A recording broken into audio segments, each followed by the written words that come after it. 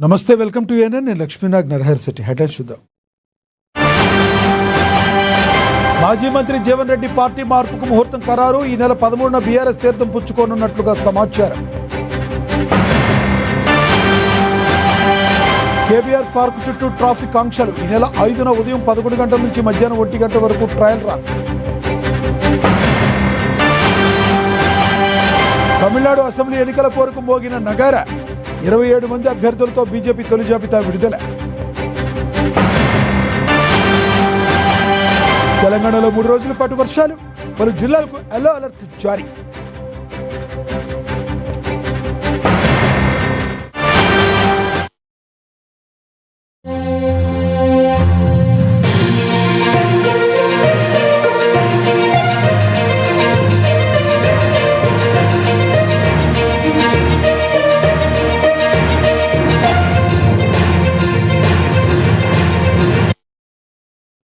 Tamil Nadu assembly ఎన్నికల పోరుకు నగారా మోగింది. 234 స్థానాలున్న తమిళనాడులో పాగా వేయడమే లక్ష్యంగా బీజేపీ పార్టీ తన వ్యూహాలకు పదును పెట్టింది.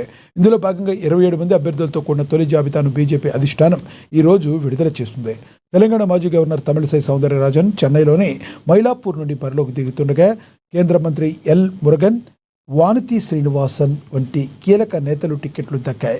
అయితే అందరినీ ఆశ్చర్యానికి గురిచేస్తూ ఈ తొలి జాబితాలో మాజీ రాష్ట్ర అధ్యక్షుడు అన్నామలై పేరు లేకపోవడం ఇప్పుడు రాజకీయ వర్గాల్లో హాట్ టాపిక్గా మారింది.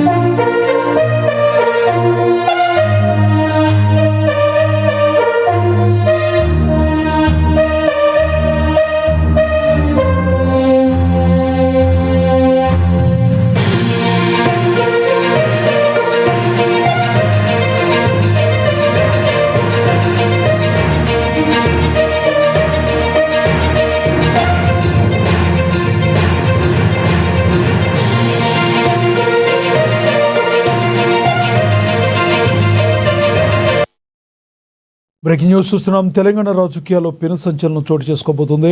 కాంగ్రెస్ పార్టీకి దశాబ్ద కాలంగా వెన్నుముకలా ఉన్న సీనియర్ నేత జీవన్ రెడ్డి సొంత ప్రభుత్వంపైన యుద్ధం ప్రకటించారు. నాడు మార్పు రావాలి, కేసీఆర్ పోవాలి అన్నారని, కానీ ఇప్పుడు 2 ఏళ్లలోనే మార్పు రావాలి, రేవంత్ రెడ్డి పోవాలనే పరిస్థితి వచ్చిందంటూ ఆయన చేసిన వ్యాఖ్యలు చేశారు. రేవంత్ రెడ్డి నిర్లక్ష్యం వల్లే ప్రాణహిత జలాలు వృధా అవుతున్నాయని మండిపడ్డ ఆయన తన రాజకీయ భవిష్యత్తుపై క్లారిటీ ఇచ్చారు. త్వరలోనే కాంగ్రెస్కు గుడ్ బై చెప్పి గులాబీ గూటుకు చేరబోతున్నట్లుగా సంకేతాలు ఇచ్చారు.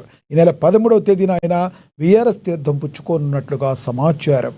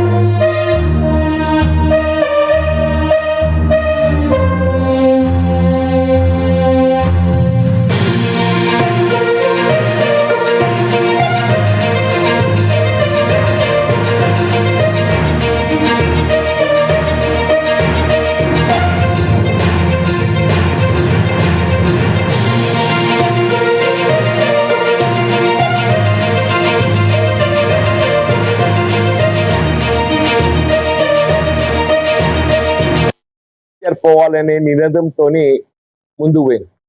ఇవాళ పరిస్థితి చూస్తుంటే మార్పు రావాలి, రేవంత్ రెడ్డి పోవాలనే నినాదం వస్తుందని చెప్పంటారు. పరిస్థితి ఆనాడికి మార్పు చూడండి అంటారు మీరు.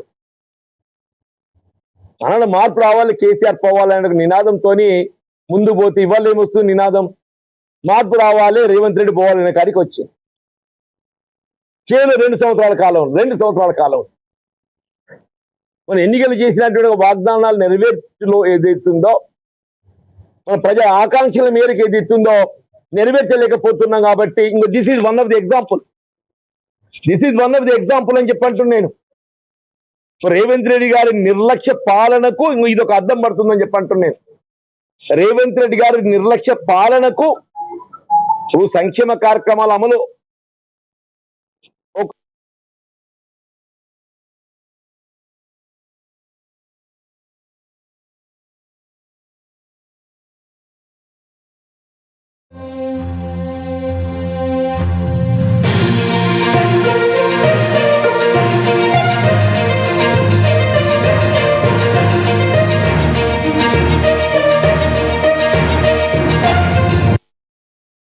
హైదరాబాద్లోని జూబ్లీ హిల్స్ పరిధిలో గల కేబీఆర్ పార్క్ చుట్టూ ట్రాఫిక్ పోలీసులు మార్పులు చేపట్టారు.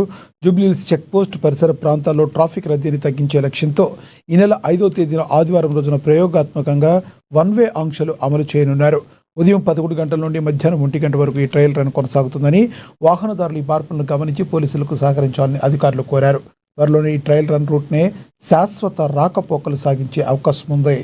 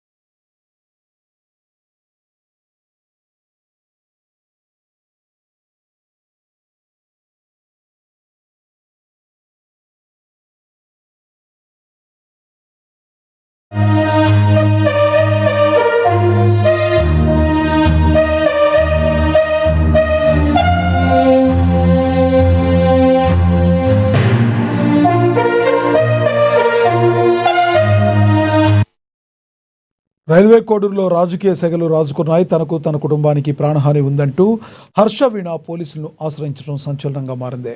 ఎమ్మెల్యే అరవ శ్రీధర్, టీడీపీ నేత రూపానందరెడ్డి నుంచి తనకు ముప్పు ఉందని ఆమె తీవ్ర ఆరోపణలు చేశారు. నియోజకవర్గంలో తమకు రక్షణ లేకుండా పోయిందని, చివరకు తమ లాయర్ కుటుంబానికి కూడా ముప్పు ఉందని ఆమె ఆవేదన వ్యక్తం చేశారు. రక్షణ కల్పించాల్సిన పోలీసులే సీసీ కెమెరాలు పెట్టుకోమని సూచించడం ఆమె విస్మయానికి గురి చేస్తుందని వాపోయారు.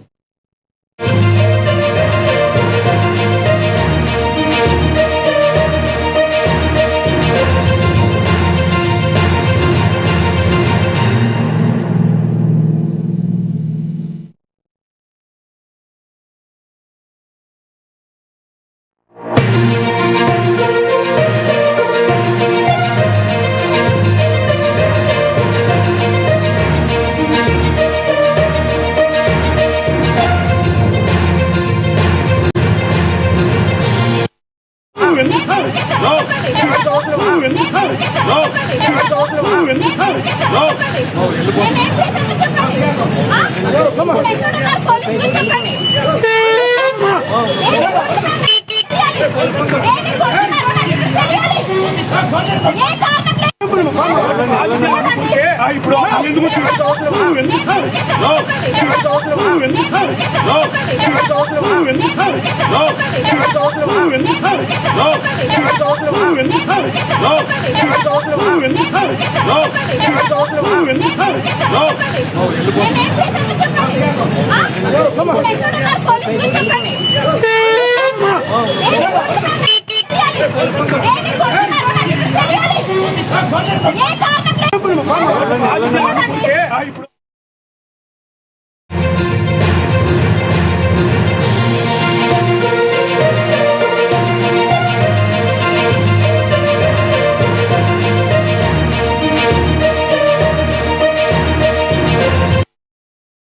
బ్రేకింగ్ న్యూస్ చూస్తున్నాం. రాష్ట్రంలో 3 రోజుల పాటు తేలికపాటి నుంచి మోస్తరు వర్షాలు పడే అవకాశం ఉందని వాతావరణ శాఖ తెలిపింది. గంటకు 30 నుంచి 40 కిలోమీటర్ల వేగంతో ఈదురుగాలు వీచే అవకాశం ఉంది.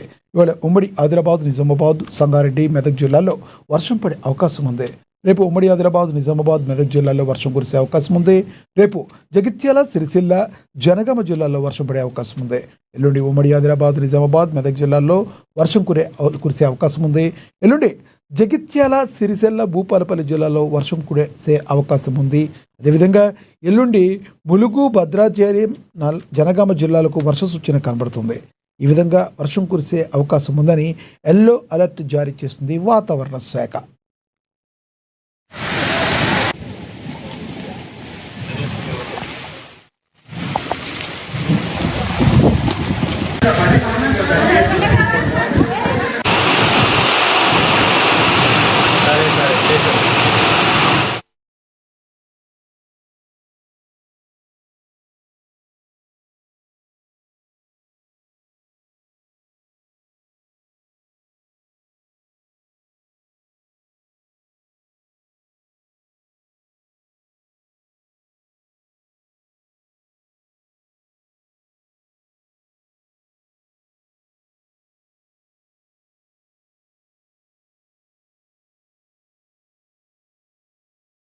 యాదాద్రి లక్ష్మీ నరసింహస్వామి ఆశీస్సులతో సీఎం రేవంత్ రెడ్డి నేతృత్వంలో రాష్ట్రం అభివృద్ధి పదంలో దూసుకుపోతుందని ఎమ్మెల్యే కుంభం అనిల్ కుమార్ రెడ్డి తెలిపారు. ఈరోజు ఆయన తన కుటుంబ సభ్యులతో కలిసి యాదగిరిగుట్ట స్వామివారిని దర్శించుకున్నారు. ఆలయ అర్చకులు వారికి పూర్ణ కుంభంతో స్వాగతం పలికారు. అనంతరం ప్రభుత్వం చేపట్టిన మూసీ ప్రక్షాళన, ఓంకారేశ్వర ఆలయ నిర్మాణం విజయవంతం కావాలని స్వామివారిని వేడుకున్నట్లుగా తెలిపారు.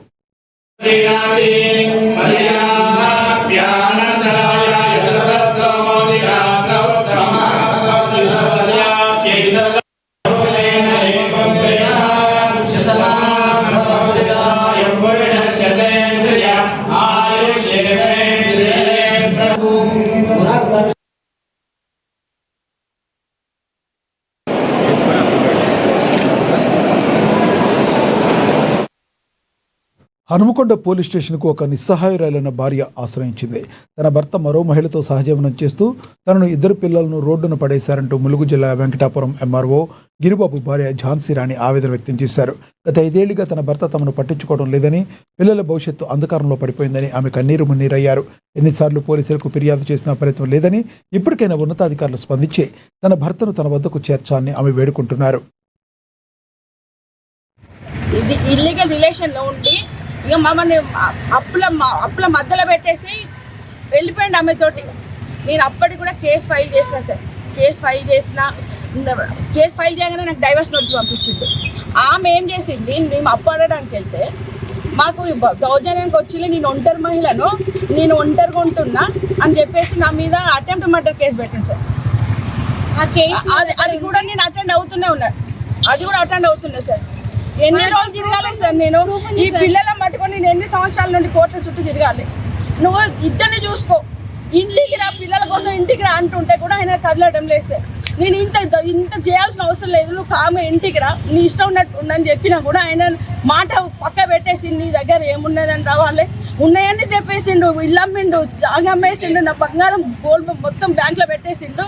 ఇప్పుడు ఆయన అడక తినేటట్టు నన్ను చేసిండు. ఇంకెక్కడికి పోవాలి సార్ నేను?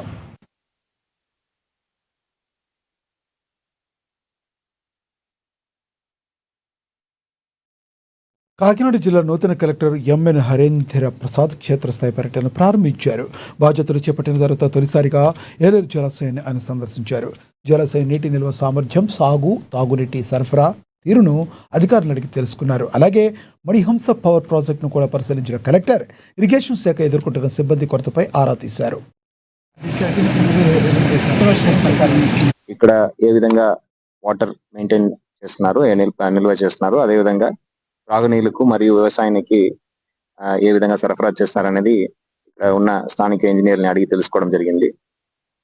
వాళ్ళు నాకు ఇక్కడ ఉన్న స్టోరేజ్ కెపాసిటీ గురించి, అదేవిధంగా మన పోలవరం ఎల్ఎంసి ద్వారా వచ్చే నీళ్లు గురించి, కింద సాగు కోసం వాళ్ళు ప్రతి సంవత్సరం దాదాపు 60,000 ఎకరాలకు నీరు ఇస్తున్నామని చెప్తున్నారు. దాని గురించి, అదేవిధంగా ఇక్కడ ఉన్న మెయింటెనెన్స్ గురించి వివరించడం జరిగింది. కొన్ని సమస్యలు కూడా వాళ్ళు తెలియజేశారు. అవి అడిగి తెలుసుకోవడం జరిగింది. దానికి సంబంధించిన చర్యలు ప్రభుత్వాన్ని దృష్టికి తీసుకువెళ్ళి త్వరలో పరిష్కరించడం జరుగుతుంది. గౌరవ ముఖ్యమంత్రి వాళ్ళ ఆదేశాల మేరకు మన జిల్లా అభివృద్ధి మీద దృష్టి పెట్టే విధానంలో భాగంగా ఈ రోజు ఇక్కడ రావడం జరిగింది. హైదరాబాద్ మల్కాజ్గిరిలో చికెన్ షాపుల యాజమాన్యాలు నిరసన గళం విప్పారు. చికెన్ మార్జిన్ పెంచాలని, వెయిట్ లాస్ నష్టాలను భర్తీ చేయాలని డిమాండ్ చేస్తూ Telangana chicken shop owners association సమావేశం అయ్యింది. ప్రభుత్వం సరఫరాదారులు తమ సమస్యను పరిష్కరించకపోతే రాష్ట్ర వ్యాప్త బంద్కు పిలుపునిస్తామని అసోసియేషన్ అధ్యక్షుడు రాజు హెచ్చరించారు. ప్రస్తుతం వినియోగదారుల ఇబ్బందులను దృష్టిలో ఉంచుకుని బంద్ను తాత్కాలికంగా విరమించినట్లుగా ఆయన స్పష్టం చేశారు. వివరించడం జరిగింది. మీకు టేబుల్ మీద కూడా మేము వేసి అదే విషయాన్ని రామరెడ్డి సార్ గారు 44 రూపాయలు చెప్పింది అది అవాస్తవము. అది పోయేది స్కిన్లెస్ కు, లైవ్ కు కాదు. మేము అడిగేది ఏంటంటే 1.65 స్కేల్ రేట్ ప్రకారం 100 గ్రామ్స్ వెయిట్ లాస్ కలిపి, ఇప్పుడు ఏదైతే 19 రూపీస్ వస్తుందో దానికే 100 గ్రామ్స్ వెయిట్ లాస్ కలిపి మార్జిన్ ఇవ్వాలని కోరుతున్నాం. మేము వేరే విషయాలు ఏమి కోరతలేము. మీరు చెప్పింది స్కిన్లెస్ మీద చెప్తారు, మేము చెప్పేది లైవ్ మీద. మాకు ఇచ్చేది లైవ్. మీరు ఇక్కడ వచ్చి మాకు కోడిని వెయిట్ చేసి ఇచ్చేది లైవ్. ఆ లైవ్ లో కూడా మేము స్లిప్ చూపించినాం, ఎంత వెయిట్ లాస్ అవుతుందని ఈ రోజు స్లిప్ చూపించినాం. కాబట్టి అది న్యాయమైన నిర్ణయం.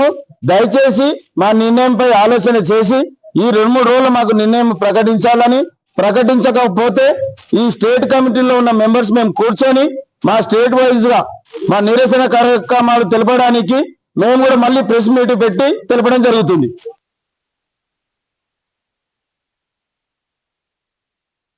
మెదక్ జిల్లా తూప్రాన్ మున్సిపాలిటీలో శ్రీరామనవమి రథోత్సవం రాజకీయ రంగు పులుముకుంది. రాములవారి రథంపై మున్సిపల్ చైర్పర్సన్ కూర్చోవద్దంటూ ఆలయ కమిటీ, కాంగ్రెస్ నాయకులు అభ్యంతరం తెలపడంతో తీవ్ర ఉద్రిక్తత చోటు చేసుకుంది. రంగంలోకి దిగే పోలీసులు ఇరు వర్గాలను సర్ది చెప్పారు.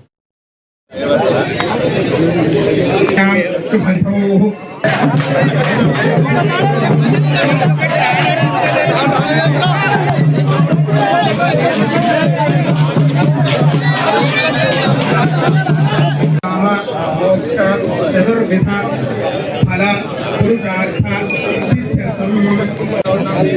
పురుషార్థ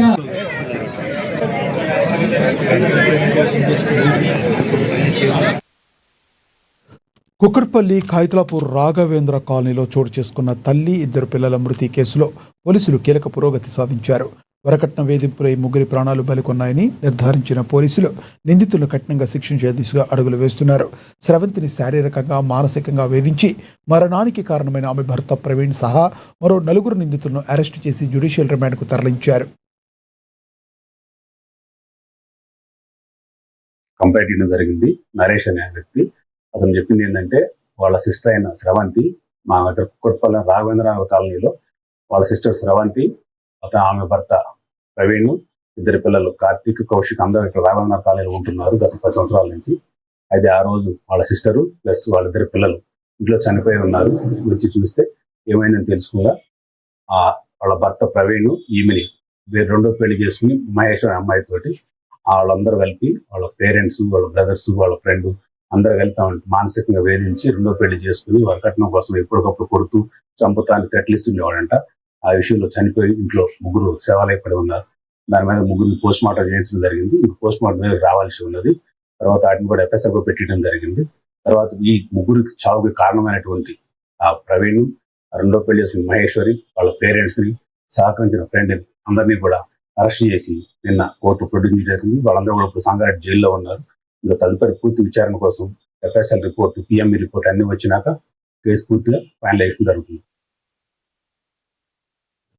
కన్న తల్లి చెల్లెలు ఆభరణాలనే కాజేసిన కొడుకు ఉదంతం హైదరాబాద్ కంచన్బాగ్ పరిధిలో వెలుగులోకి వచ్చింది. ఇంట్లో ఎవరూ లేని సమయం చూసి అల్మారాలోని బంగారుని మాయించేసిన యువకుడు తన స్నేహితులతో కలిసి వాటిని విక్రయించాడు. బాధితుల ఫిర్యాదుతో రంగంలోకి దిగిన కంచన్బాగ్ పోలీసులు నిందితులను అరెస్టు చేసి వారి నుంచి సుమారుగా 137 గ్రాముల బంగారం, కారును స్వాధీనం చేసుకున్నారు.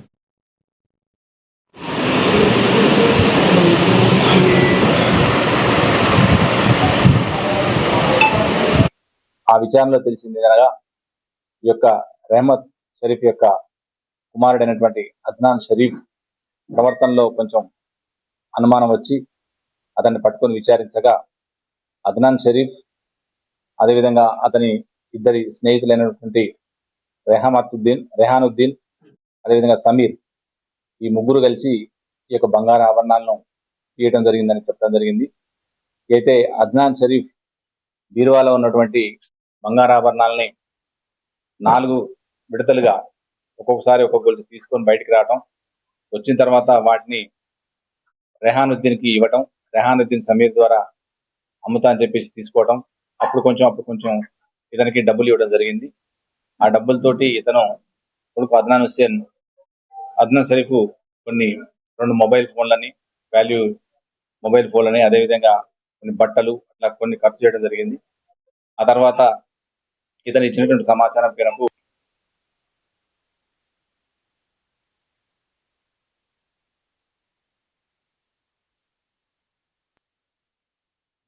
If you put an update, stay tuned in.